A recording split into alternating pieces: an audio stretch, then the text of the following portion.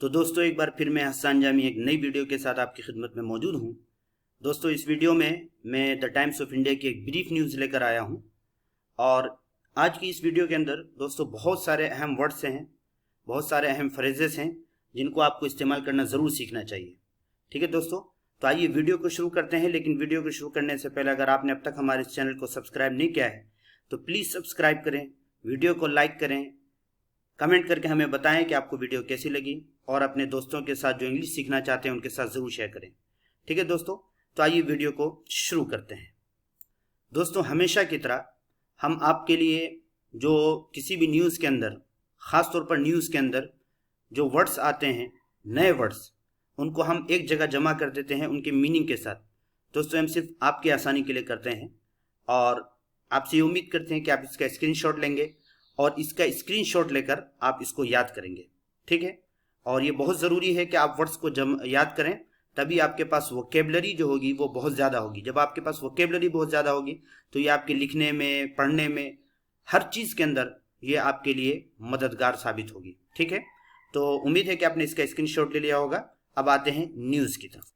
दोस्तों जैसा कि मैंने आपको बताया कि ये ब्रीफ न्यूज़ है, द टाइम्स ऑफ इंडिया का जो ऐप है उसमें जो ब्रीफ न्यूज़ आती है ये वो है, और ये उसका स्क्रीनशॉट मैंने दो हिस्सों में ले लिया है। ठीक है, मैं ब्रीफ न्यूज़ सॉल्व करता हूं दोस्तों अक्सर, ताकि वीडियो लंबी ना हो और आप बोर भी ना हो और आप वीडियो को आखिर तक ज़रूर देखें।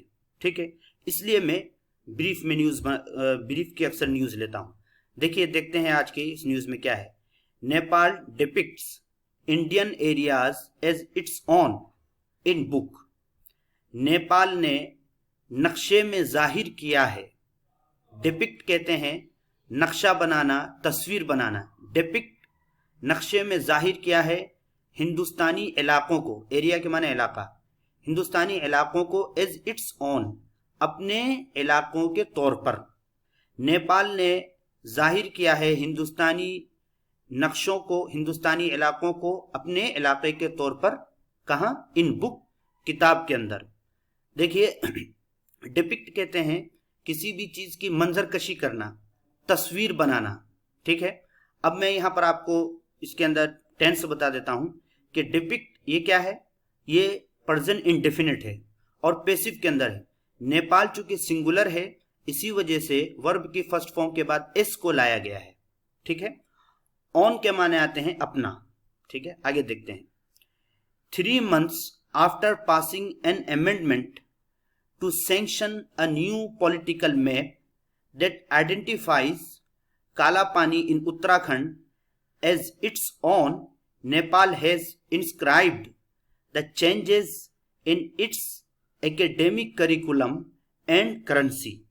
ठीक है, देखिए दोस्तों ये कितना लंबा सेंटेंस है। सेंटेंसेस अक्सर लंबे होते हैं, लेकिन अगर हम उनको सॉल्व करना चाहते हैं तो हमारे लिए ज़रूरी है कि हम उनको अलग अलग टुकड़ों में करके उनका तर्जमा करें। अगर पूरे सेंटेंस का एक साथ तर्जमा करने की कोशिश करेंगे तो फिर तर्जमा करना आसान नहीं होगा। ठीक है दोस्तों, 3 months, 3 महीनों के बाद, 3 महीनों, आफ्टर पासिंग एन अमेंडमेंट, एक अमेंडमेंट को पास करने के 3 महीनों के बाद, यानी नेपाल ने 3 महीने पहले अपना एक नया नक्शा जारी किया था, जिस पर भी मैंने वीडियो बनाई थी, उस न्यूज़ पर भी, उसमें उसने हिंदुस्तान के कुछ इलाके जैसे काला पानी, लिम्पिया धुरा, इस तरीके के जो इलाके हैं इनको अपने नेपाल में दिखाया था। तो इसको 3 महीने हो गए। तो बहरहाल ये है कि अमेंडमेंट किसको कहते हैं? अमेंडमेंट कहते हैं तरमीम को, यानी किसी के अंदर कोई तब्दीली की गई हो। ठीक है, तो उसके अंदर जो तब्दीली की गई है उसी के बारे में बता रहे हैं। नक्शे के अंदर एक तब्दीली को पास करने के 3 महीनों के बाद, और वो तब्दीली किस काम के लिए थी? To sanction a new political map. Sanction कहते हैं मंजूरी देना, पॉलिटिकल सियासी मैप, नक्शा, एक नए सियासी नक्शे को मंजूरी देने के लिए। यानी ये जो अमेंडमेंट, जो तरमीम की गई थी, ये किस काम के लिए की गई थी? एक नए सियासी नक्शे को मंजूरी देने के लिए। दैट आइडेंटिफाइज, के जो नक्शा, आइडेंटिफाइज काला पानी इन उत्तराखंड एज इट्स ओन, के जो नक्शा जाहिर करता है या शनाख्त करता है काला पानी को, जो कि उत्तराखंड में है, एज इट्स ओन, अपने इलाके के तौर पर। यानी उस नक्शे के अंदर काला पानी जो कि उत्तराखंड का इलाका है, इंडिया का इलाका है, उसको नेपाल वो नक्शा अपने अंदर इस इलाके को जाहिर कर रहा है, ठीक है, एज इट्स ऑन, अपने के तौर पर, यानी अपने इलाके के तौर पर, ऑन के माने अपना। ये करने के 3 महीने के बाद नेपाल ने क्या किया, Nepal has inscribed the changes in its academic curriculum and currency. Nepal ने इंस्क्राइब्ड के माने भी आते हैं किसी चीज को कुंदा कर देना दोस्तों, किसी भी चीज को नक्श कर देना। नेपाल ने इन तब्दीलियों को नक्श कर दिया है, यानी नेपाल ने इन तब्दीलियों को तस्वीर की शक्ल में बाज़ाब्ता इसकी तस्वीर बना दी है। कहाँ, इन इट्स एकेडमिक करिकुलम, अपने तालीमी निसाब में, एकेडमिक तालीमी करिकुलम निसाब में, एंड करेंसी, और करेंसी के अंदर, यानी जो सिक्के होते हैं उसमें अक्सर देखा होगा कि मुल्कों के मैप बने हुए होते हैं, तो उस मैप के अंदर भी उसने उन इलाकों को दिखा दिया है, ठीक है। तो आप इस तरीके से समझ गए होंगे। इसके अंदर कोई देखिए, अब यहाँ पर एक लफ्ज इसके अंदर आया है, वो ये है नेपाल हैज इंस्क्राइब्ड। ये क्या है, ये प्रेजेंट परफेक्ट है, ठीक है। नेपाल चूंकि सिंगुलर है, इस वजह से हैज का इस्तेमाल किया गया है, और हैज और हैव के बाद वर्ब की थर्ड फॉर्म आती है, इसलिए यहाँ पर इंस्क्राइब्ड जो है वर्ब की थर्ड फॉर्म आई है, इंस्क्राइब वर्ब है, ठीक है। आगे देखिए, अ बुक, ठीक है। इसके बाद अगले स्लाइड में है, उसको देखते हैं। For higher secondary students includes the disputed Kalapani as Nepal's territory and the central bank has been allowed to mint 1 and 2 rupee coins with the new map, ठीक है। A book for higher secondary students. Higher secondary किसको कहते हैं दोस्तों, इसको intermediate भी कहते हैं, हमारा +2 भी कहते हैं, यानी 10th के बाद जो +2 जिसको इंटर कहते हैं।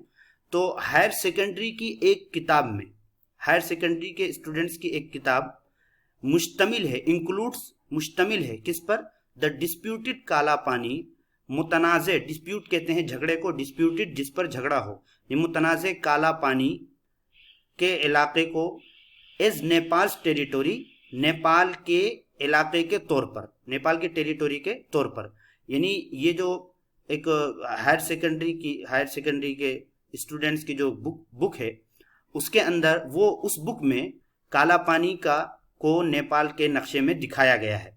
एंड द सेंट्रल बैंक, और central bank has been allowed, और सेंट्रल बैंक को इजाजत दे दी गई है।